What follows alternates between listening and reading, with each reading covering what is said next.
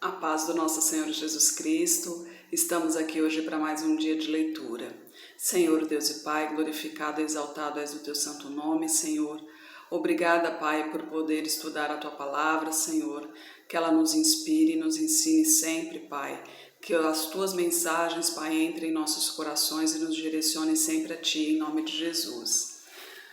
Ontem a gente terminou o segundo livro de Crônicas, né, com o povo de Israel que foi preso na Babilônia por 70 anos, né, que Jeremias foi o profeta usado por Deus para tentar libertar o povo ali, fazer com que o povo se voltasse para o Senhor, mas eles não ouviram e foram para a Babilônia como cativos, né, por 70 anos. Hoje a gente vai ler o livro de Esdras. Capítulo 1, Ciro convoca os judeus para reconstruírem o templo. No primeiro ano de Ciro, rei da Pérsia, para que se cumprisse a palavra do Senhor pela boca de Jeremias, despertou o Senhor o espírito de Ciro, rei da Pérsia, o qual fez passar pregão por todo o seu reino, como também por escrito, dizendo: Assim diz Ciro, o rei da Pérsia: O Senhor Deus dos céus me deu todos os reinos da terra e me encarregou de lhe edificar uma casa em Jerusalém, que está em Judá. Quem há entre vós de todo o seu povo, seja seu Deus com ele, e suba a Jerusalém, que está em Judá, e edifique a casa do Senhor, Deus de Israel.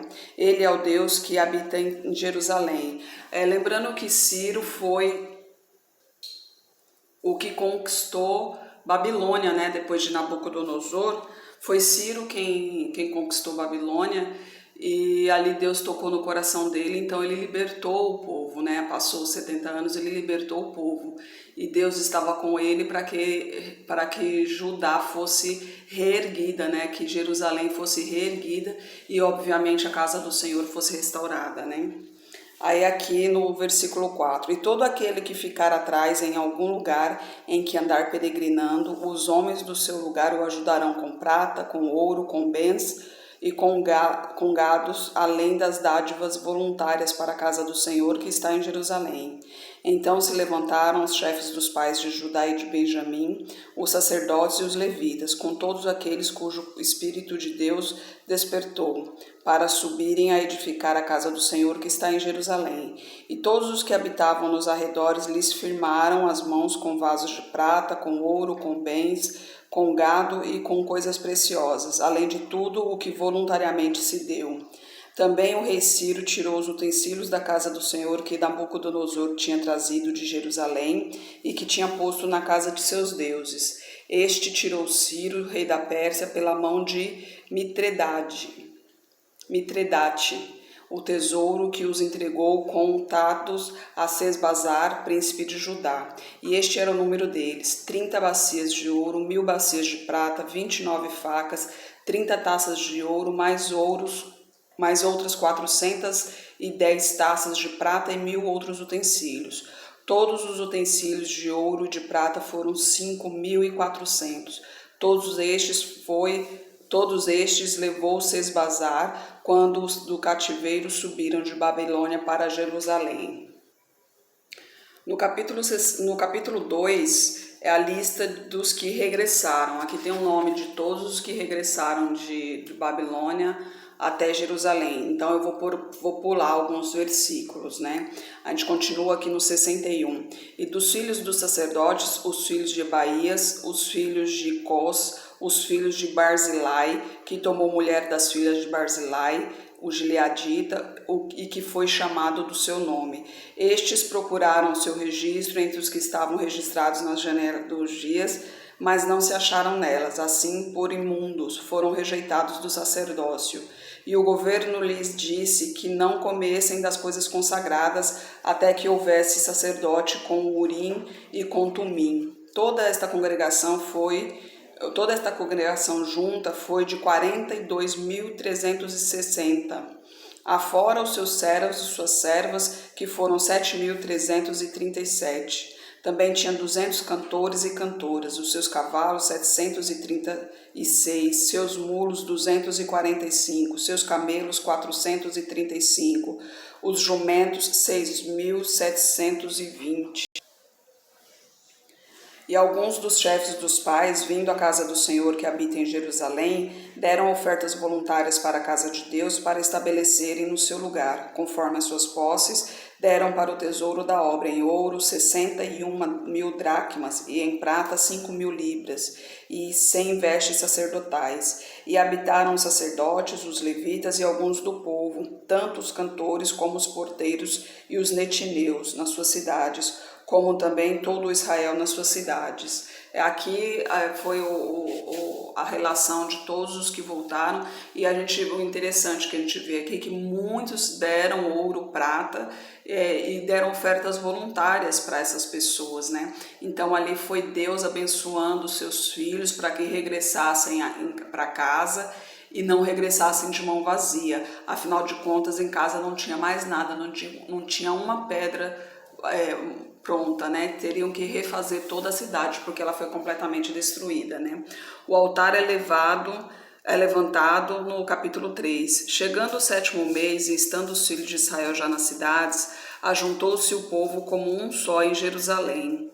E levantou-se Jesua, filho de Josadaque, e seus irmãos, os sacerdotes, Zorobabel, filho de Sealtiel, e seus irmãos, e edificaram o altar do Deus de Israel para oferecerem sobre ele holocaustos, como está escrito na lei de Moisés, homem de Deus.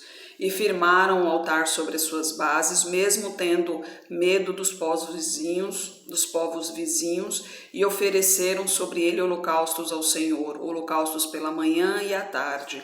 E celebraram a festa dos tabernáculos, como está escrito: ofereceram holocaustos cada dia por ordem, conforme ao rito, cada coisa em seu dia. E depois disto, o holocausto contínuo, os das luas novas e de todas as solenidades consagradas ao Senhor, como também de qualquer que oferecia oferta voluntária ao Senhor. Desde o primeiro dia do 7º mês começaram a oferecer holocaustos ao Senhor, porém ainda não estavam postos os fundamentos do templo do Senhor. Deram, pois, o dinheiro aos cortadores e artífices, como também comida e bebida e azeite aos sidônios e aos tíros, para trazerem do Líbano bandeira de cedro por mar para Jope, segundo a concessão que lhes tinha feito Ciro, rei da Pérsia. Aqui eles tinham medo de ofertar ao Senhor por causa dos vizinhos, porque com tudo o que aconteceu, eles ainda estavam meio desnorteados, né? Afinal de contas, a cidade foi destruída e eles ficaram como cativos, né? Eles ficaram como prisioneiros por 70 anos. Então ainda era tudo muito novo, mas mesmo assim eles se firmaram no Senhor e fizeram holocaustos ali, fizeram sacrifícios, ofertaram ao Senhor, louvaram ao Senhor, mesmo com medo. E é interessante que nem tinha, inclusive, terminado o tabernáculo do Senhor, a casa de Deus, né? Mas como já tinham os altares, eles já ofereceram ali como agradecimento pela liberdade, né? Aí os alicerces do templo são edificados no versículo 8. E no 2º ano, na vinda à casa de Deus em Jerusalém, no 2º mês, Zorobabel, filho de Sealtiel, e Jesua, filho de Josadaque, e outros seus irmãos, os sacerdotes e os levitas e todos os que vieram do cativeiro a Jerusalém, aviassem a obra da casa do Senhor e constituíram os levitas da idade de 20 anos para cima para que a dirigissem.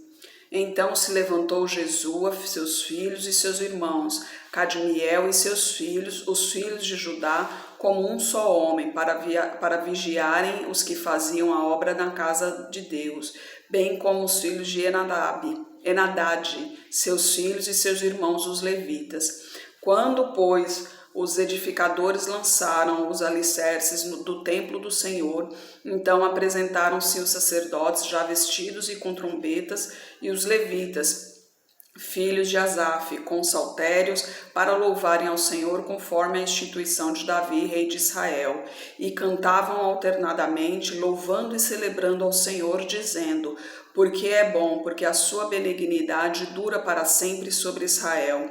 E todo o povo jubilou com grande júbilo quando louvaram ao Senhor pela fundação da casa do Senhor. Porém, muitos dos sacerdotes, levitas e chefes dos pais, já velhos, que viram a primeira casa sobre o seu fundamento, vendo perante os seus olhos esta casa, choraram em alta voz, mas muitos levantaram as vozes com júbilo e com alegria, de maneira que não discernia o povo as vozes do júbilo de alegria das vozes do choro do povo, porque o povo jubilava com tão grande júbilo que o som se ouvia de muito longe. Imagine a alegria desse povo de voltar para casa, de poder reconstruir novamente a casa do Senhor e ter a certeza de que o Senhor está ali com ele, né? É uma alegria muito grande. Isso aqui nada como o nosso lar, né? Tudo, a gente sai, a gente passeia, a gente viaja e tal, mas nada como o nosso cantinho. E nosso cantinho, ele sempre é abençoado por Senhor. A gente tem que ter um cantinho nosso de oração, de louvor, ali onde é só você e Deus. Esse cantinho é sempre bom ter em casa. Porque nesse cantinho você desliga o celular, desliga qualquer tipo de aparelho e fica só você e ele. E é maravilhoso essa sensação, né? E o povo aqui, a primeira coisa que fez foi fazer o quê? Quando voltaram para casa, foi agradecer a Deus, né? É o que isso sirva de lição para a gente também, né? Ao amanhecer, agradecer a Deus pela noite de descanso, pela um dia que se começa, né? Que se renova, e ao anoitecer pelo dia que caminhou tudo certo, que com certeza tivemos muitos livramentos, né? Às vezes tem uma pedra no caminho, a gente fica chateado, a gente fica apreensivo, mas na realidade essa pedra muitas vezes é Deus colocando ela na nossa frente para a gente não dar um passo maior e acabar tendo algo pior na frente, né? Essa pedra pode ser um livramento do Senhor. Então tudo que a gente faz, tudo que a gente pensa, a gente tem que colocar Deus na frente. Afinal de contas, os planos deles são melhores do que os nossos, muito melhores, não tem nem comparação. E quando a gente anda nos caminhos do Senhor, Ele nos livra de muita coisa, né? Então a gente tem que sempre estar adorando e agradecendo a Deus. Afinal de contas, Ele não tem responsabilidade nenhuma conosco. Ele não tem obrigação nenhuma conosco. O que Ele tem conosco é amor. Puro e sincero amor que Ele tem por nós, né? E a gente tem que retribuir isso. Por mais que a gente faça, a gente nunca vai conseguir retribuir, porque esse amor é imensurável, né? Nenhuma mãe ama tanto o seu filho como Deus nos ama. Então não tem como a gente retribuir, porque somos simplesmente humanos, somos meros mortais, né? Nós não temos essa capacidade. Mas Deus nos promete que um dia a gente chega lá. Basta seguir os seus caminhos, seguir os seus preceitos, andar sob suas asas, andar de acordo com as suas vontades, que um dia isso tudo aqui vai acabar. Essa carne aqui, que é o nosso corpo, ele vai acabar. E ali vai ter só o Espírito. E ali sim, a gente vai poder adorar com todo o Espírito, sem carne envolvendo, né? Somente o puro amor estará naquele momento ali. Será maravilhoso. Senhor Deus e Pai, glorificado e exaltado és o teu santo nome, Senhor. Obrigada, Pai, por tuas palavras, Senhor. Obrigada pelos teus ensinamentos, Pai. Continue nos abençoando, nos direcionando a Ti sempre, Senhor. Não permita que o mundo nos afaste de Ti, Pai. Queremos estar ao seu lado, queremos conhecer mais de Ti, Senhor. Queremos ter uma intimidade contigo, Pai.